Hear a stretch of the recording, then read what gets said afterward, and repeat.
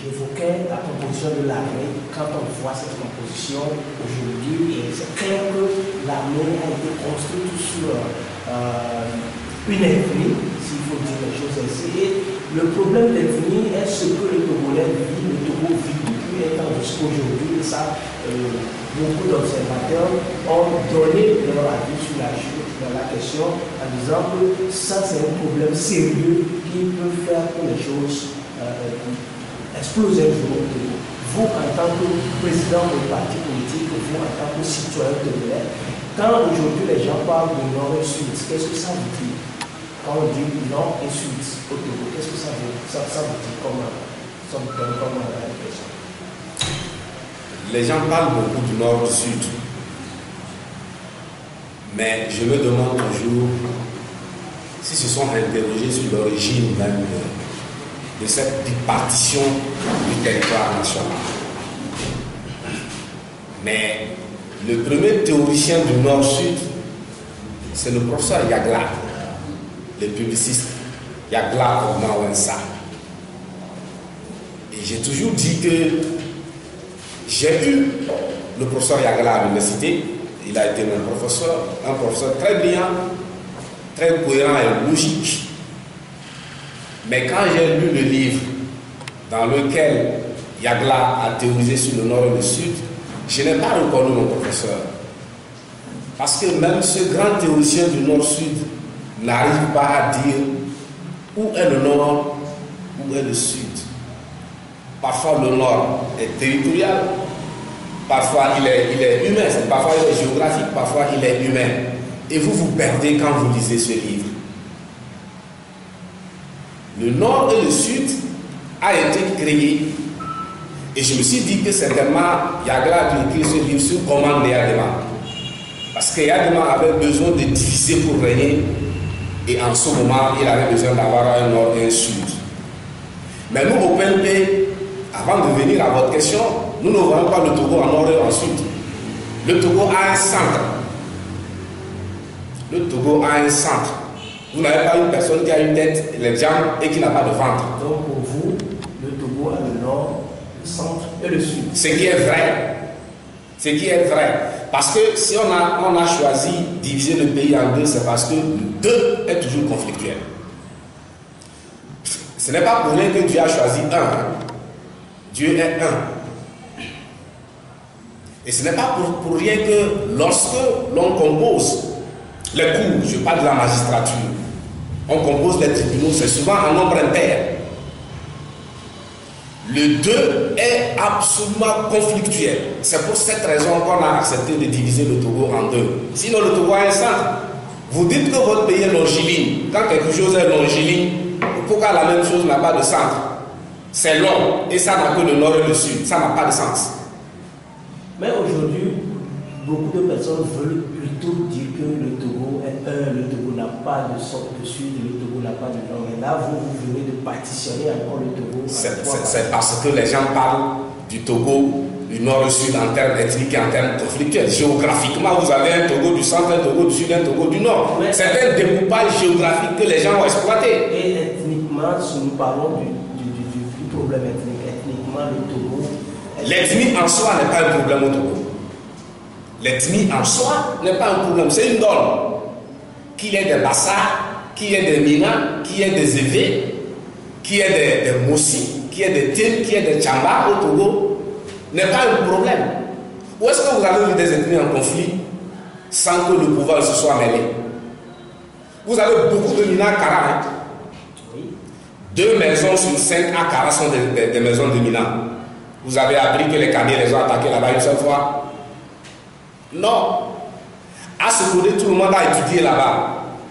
Une bonne partie de l'élite élevée a étudié à Sokodé. Il y en a qui y sont même nés. Ils vont vous raconter comment ils ont vécu à Sokodé.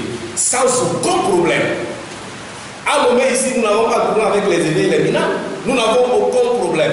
Si l'ethnie était un problème au départ, une donne problématique, mais pourquoi une dame vient de Palimé à Lomé, elle ouvre un restaurant de foufou et puis elle ne met pas le méthode? Si c'était un problème, pourquoi elle affiche son origine?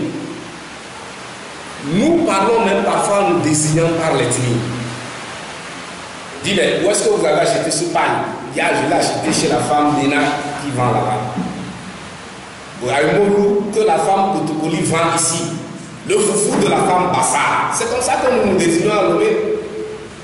Et ce n'est pas un problème. Maintenant, il y a une différence entre l'ethnie problème et la manipulation politique de l'ethnie. Et là aussi, c'est un problème d'assimilation au pouvoir. C'est-à-dire que le régime dit, si un Tchamba est au pouvoir, il vous fait croire et accepter que c'est les Tchamba qui sont au pouvoir. Quand un Kabye est au pouvoir, le régime vous fait savoir que c'est les Kabyes qui sont au pouvoir. C'est ça le piège. Or, quand un Mina est au pouvoir, on ne peut pas dire que c'est les Mina qui sont au pouvoir. Même quand vous parlez du Sud, le Sud n'est pas monolithique, le Nord non plus. Le Nord dont vous parlez, il n'est pas monolithique. Un Losso n'est pas éteint. Même les Tchokossis sont plus proches des Évés parce qu'ils font partie du groupe Akan. Les Tchokossis de Mango, ils font partie du groupe Akan. Donc ils sont plus proches même des Évés en étant dans le Nord. Le Sud non plus n'est monolithique. Les gens d'Anero, ce n'est pas la même chose que Palimé. Palimé, ce n'est pas la même chose que le pays Ouachi. Le Sud aussi est hétéroclite. Donc vous n'avez pas deux groupes monolithiques. Au Nord, un groupe. Au Sud, un groupe, ça n'existe pas. C'est pour ça que je dis que c'est une création. Par contre, géographiquement, le Togo a un centre, un Sud, un Nord. Et même pour éviter le conflit, il faut quitter la bipolarisation. Je vous dis que le 2 est excessivement conflictuel. Il faut bien comprendre ce que je dis. Vous venez tout à l'heure de citer le professeur qui a fait sortir un document que vous avez lu et qui ne vous a pas semblé tout à fait produisant. Convaincant parce que c'était difficile pour lui de déterminer les deux. Exactement. Ce problème d'ethnie, le problème d'ethnie, c'est un problème qui est presque tabou. Personne n'en parle au Togo. Vous ne voyez pas que c'est parce qu'il y a un problème, en fait, c'est pourquoi dès qu'on évoque cela, tout le monde se tait. Parce que nous avons déjà fait l'expérience. Ça, c'est les résultats de la gouvernance de 50 ans. La vice de sécurité de ce régime, c'est ça. Le régime est fondé sur la division. Il est basé sur la division et la manipulation des divisions. Si vous êtes de Palimé, et qu'il y a des gens vous nomme au gouvernement, et il y a des gens fait savoir aux gens de Palimé que c'est pour eux qu'il a nommé leur fils. Et les gens de Palimé viennent le remercier. Ça veut dire que vous n'êtes pas ministre de la République. Et il y a des gens leur dit, c'est pour vous les évêques que j'ai nommé, les évêques de Palimé, que tel est dans le gouvernement. C'est comme ça que ça se passe. Et les préfectures ont manifesté pour aller remercier Yadema, pour avoir fait confiance à leur fils. Moi, je me rappelle d'une visite des chefs traditionnels d'Anéon à Lomé 2 qui sont allés remercier Yadema et leur dire leur reconnaissance. Comme quoi, ils ont souvent beaucoup de ministres au gouvernement. Alors, quand les gens d'Anéon parlent comme ça, vous pensez que le leçon ne va pas s'interroger, mais est-ce que nous, on a un ministre? Du coup, à la publication du gouvernement, chacun de n'importe quelle ethnie se demande où est mon frère sur la liste, où est mon frère? Donc, c'est une création politique et une manipulation politique. L'ethnie est une donne, l'ethnie existe partout. Au Burkina, au Bénin. Mais pourquoi ce n'est pas un problème au Bénin? Au Ghana, l'ethnie n'est pas un problème, c'est parce qu'au Ghana, le pouvoir politique est démocratique et il n'a pas exploité la fibre ethnique. Ici, vous, ce n'est pas la même chose. Vous n'avez pas eu la même gouvernance que celle qui a eu lieu dans les autres pays qui vous entourent. Oui, l'ethnie c'est une donne, mais l'ethnie n'est pas un problème en soi. L'ethnie a été manipulée politiquement. C'est ce que tout le monde doit comprendre. À Kara, et on a entendu des gens crier, c'est ce que nos correspondants ont apporté, les gens crier, allez dégager ici, ce que vous faites là, nous n'en voulons pas ici, allez faire ça ici, Kara c'est pour nous. Qu'est-ce que ça vous a fait comme. Qu'est-ce que ça vous a donné? Moi, ça m'a fait sourire. Pourquoi? Parce que ces gens que vous avez entendus ont été manipulés par la gendarmerie.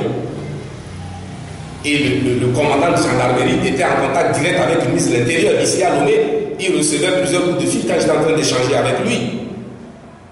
Ce n'est pas les Kabyes qui ont refusé l'entrée du BNP à Kara, mais le pouvoir le pouvoir qui a utilisé le jour-là comme instrument le commandant de la gendarmerie. Allez aujourd'hui vous renseigner sur l'envergure du BNP à Kara, vous serez surpris depuis que nous sommes partis, depuis que nous avons été chassés. Ce n'est pas les cadets qui ont refusé le BNP, hein? Non, du tout. De la même manière, à Mango, ça s'est passé. À Mango, ce n'est pas des cadets. Vous n'avez pas un peuple qui a aussi, une ville qui a aussi souffert que Mango. Vous n'en avez pas. Sur l'ensemble du territoire national, même en étant du Nord, si les gens pensent que le Nord, le régime est favorable au Nord, en étant au Nord, donc je reviens à votre division Nord-Sud, la ville de Mango a souffert plus que n'importe quelle ville au Togo. Président, une rectification, la division Nord-Sud, c'est pas pour nous, on voit le Togo en deux. Vous venez de le dire tout à l'heure. Oui, oui, ceux qui divisent le pays en deux. Donc même, c'est aussi un contre-exemple. Vous n'avez pas une ville qui a aussi souffert que Mango, alors que Mango est au Nord. À Mango, vous ne pouvez pas comprendre que l'on empêche un meeting de l'opposition. Mais là aussi, c'est le préfet qui a été utilisé. Le préfet, c'est un commandant. Nous n'avons pas voulu un bain de sang encore à Mango parce que Mango a assez souffert et nous avons replié. Mais qu'il s'agisse de Mango ou qu'il s'agisse de Kara, ce n'est pas les populations qui ont refusé le PNP. Parce que nous avons distribué les tracts à Kara sans problème. Il y a une caravane à Kara sans problème. Si c'était les cadets qui s'opposaient au PNP, la caravane n'aurait pas eu, elle aurait été interrompue. Donc, ce n'est pas les cadets qui refusent le PNP à Kara, mais le régime qui a peur de l'arrivée du PNP à Kara. Voilà le problème. Il y a un autre souci aujourd'hui, c'est la guerre des clans. Vous allez à Kara, vous allez dans la Kouza, vous avez les cabinets de Pia, les cabinets de Kouméa.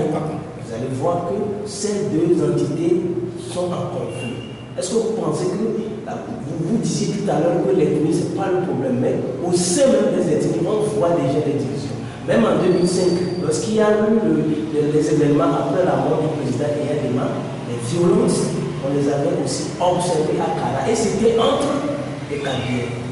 Est-ce que le problème, on n'est pas en train de passer à côté? Vous avez le résultat de la manipulation de l'ethnie. Parce que le régime s'est fondé sur la division. De temps en temps, quand le pouvoir a des difficultés, il oppose les éléments de la division. Vous savez, le PNP parle dans ses discours du cercle de la division de la famille Nyasséné. C'est comme ça que le régime a fonctionné. Eyadema a divisé le Togo en nord-sud. Dans le nord, il a dit Kara, et dans le nord, il a particularisé Kara. À Kara, il a particularisé Pia. À Pia, il a particularisé sa famille.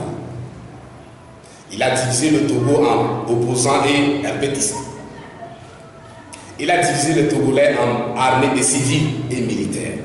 Et c'est sur ces éléments de la division qu'il joue à chaque fois. Donc les conflits que vous voyez à Kara, c'est comme ça. Kara ne s'appelait pas Kara par exemple. Kara s'appelait Lama Kara.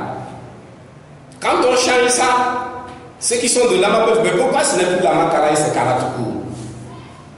Maintenant, il y a de l'injustice aussi à l'intérieur de Kara entre Kabyles. Les conflits sont partout, nous l'avons dit, le PNP le dit toujours. Un régime fondé sur la division crée des conflits partout. Même à l'intérieur des familles, vous avez des conflits. Même à l'intérieur des familles, le RPT a créé des conflits. Allez à Palimé, allez à Anna, allez à Sokouré, dans le même vestibule, il y a un conflit entre opposants et RPTistes. C'est comme ça que ce système a fonctionné. Et vous savez que quand vous êtes divisé et qu'on vous alimente de la pauvreté, c'est-à-dire la pauvreté organisée, le tour est joué. C'est comme ça qu'on a vécu jusqu'à aujourd'hui. Mais puisque l'ethnie en tant que telle n'est pas un problème, il suffit d'une alternance, les Togolais vont revenir. Même maintenant, en réalité, cette manipulation, si l'ethnie était un problème, on serait allé déjà trop loin. Mais ce n'est pas le cas. Et souvenez-vous aussi du dernier événement à Darior. Parce que le régime est aux abois, il tente de mettre en conflit les Kabyles et les Tènes, qui ont vécu pendant longtemps sans aucun problème. Mais le régime seul ne peut pas combattre le peuple. Il ne peut pas seul combattre les Tènes. Il dit, ben, très bien, on les met en conflit, on les divise. Tant mieux si ça fait école ailleurs où deux ethnies vont s'affronter. Après nous, c'est le déluge. C'est ça le problème.